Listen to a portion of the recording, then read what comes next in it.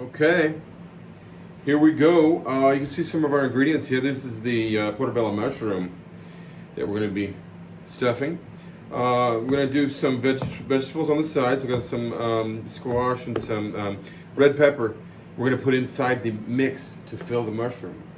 So first thing you want to do is get all this stuff out of the portobello. Okay. You don't need these.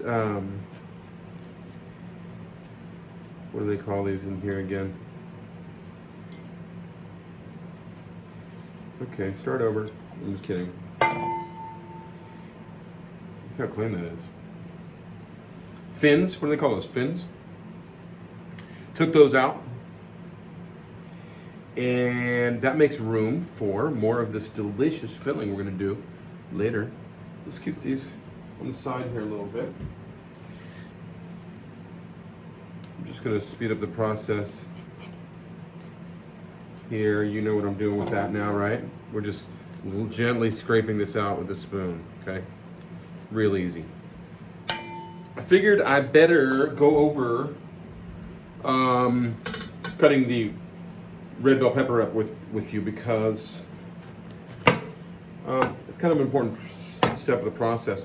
So what we're doing is we're getting this bell pepper ready. You can take the stem out of that. Save that for later. Then you're gonna cut the bottom off.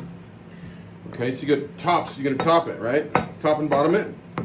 Then you're gonna get onto the side and just make a slice through it. Don't ever cut it in half. You're gonna get in trouble if you do that. Okay, you're gonna get in trouble with me. No, I'm just kidding.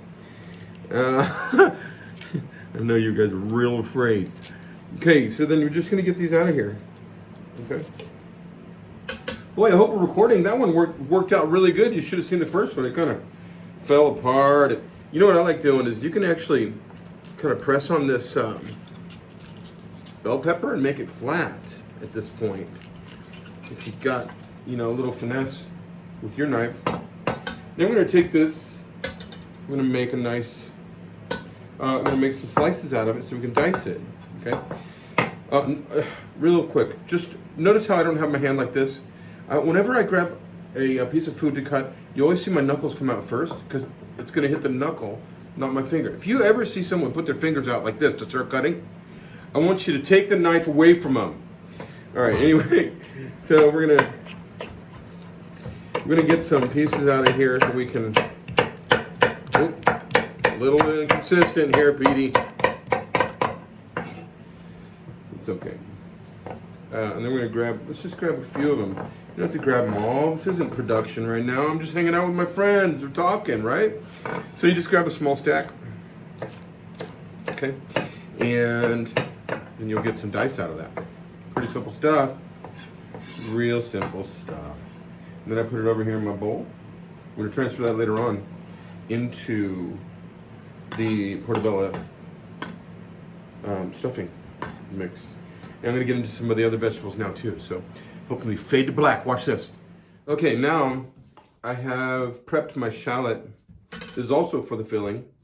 So far you've seen me clean out the portobello. Then diced the pepper.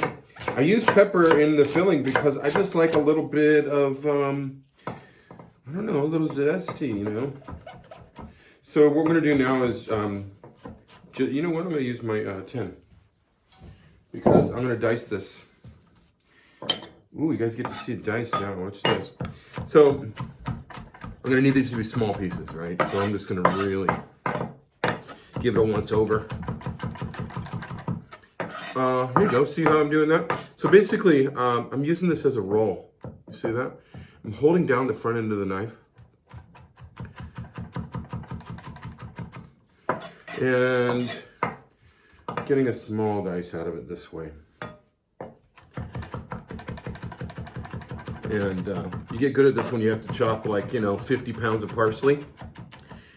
Then, and 50 pounds of parsley, that's a lot. Think about it. Parsley weighs like what? A gram per foot or something. Anyway.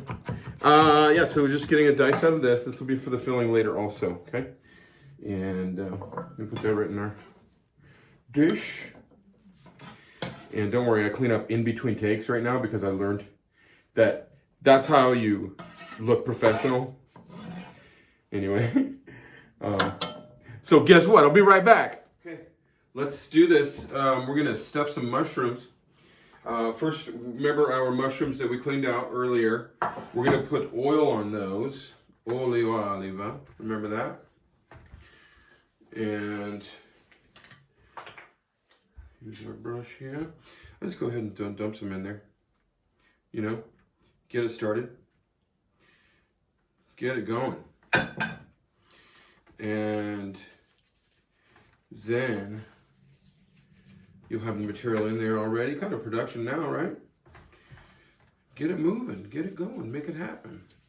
Sometimes you don't have a lot of time. Your guests are arriving 20 minutes. You gotta have food on the table in 40, you know, after, you know, greet them with a nice glass of Chianti. Okay, so a line from Hannibal Lecter. Anyway, so here we go. That's terrible, huh? All right, so we're gonna go with that. We're gonna actually bake these upside down for a minute. No, you know what? We're just gonna go for it. I think we can get a good broil on them at the end. Okay, so what we gotta do is make our filling, right? So what we're gonna use is ricotta. Just a basic ricotta. I'm not going too fancy here tonight. We just wanna make it taste great. And we have all the stuff for that. So, loosen this up a bit. Loosen that up. We're going to use some of our shallots in there. Okay, some shallots. I want some red bell peppers in there. Give it some color. Not too much though, because it's too watery when it starts baking down. I'm going to coat it with that in a minute. You know what else we're going to use is a little mozzarella. I had some mozzarella from some other work I was doing the other day. So we're going to do that. We're going to mix this all together. Make a nice little filling, batch filling cheese. You know what? We better put some hard cheese in there too. The Parmesan. This is a just shredded Parmesan. Some people prefer to have it a little more finely grated. But you know what? Okay, we'll save that for topping. But you know what? I kind of like nice big pieces so that it separates and I taste the different cheeses. If it can become one big melange when it melts, but when you leave it in flats like this, you know, shavings, little leaves, for some reason when it melts inside, it will stay separated a little bit. And you get those layers of flavor. Okay, we're gonna want to put some pepper in there. Use a ground pepper. You guys are still using the shaker, right? Forget about it. Throw it out. You don't need that. You need fresh cracked pepper. Okay, now what else am I gonna do? This is the secret right here, guys. All right, we got some salt. Okay, the cheese already has a lot of salt in it, so you don't have to do too much. But this, my friends, is the secret weapons. You ready? This is nutmeg, okay? It's gonna bring a little nutty flavor to the cheese. And you wanna use a bit. I know it gets flavorful. This is the spice that's gonna be in all kinds of dishes this season.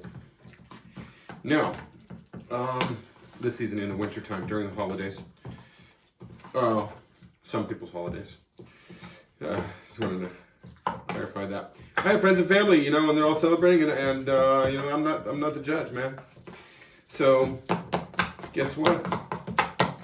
I'm gonna be among my people, all the people, everyone. So here's our mix now. You can see that. It's our cheese mix, and in a little bit, I'm going to top it with clove and bay leaf. Now, if any of you are culinary experts, you're already on to me. Basically what I'm doing is a bechamel sauce, really. This is a deconstructed bechamel that's being baked inside a mushroom. So what we got is the onion in there. We've got the nutmeg in there. We've got a cream base, right? And we're gonna top with the clove and the bay leaf for the aromatic. And it's gonna be good, okay? So maybe back here in a little bit, and I'll have some put together mushrooms for us, and then we'll pop them in the oven. We'll talk about that in a little bit.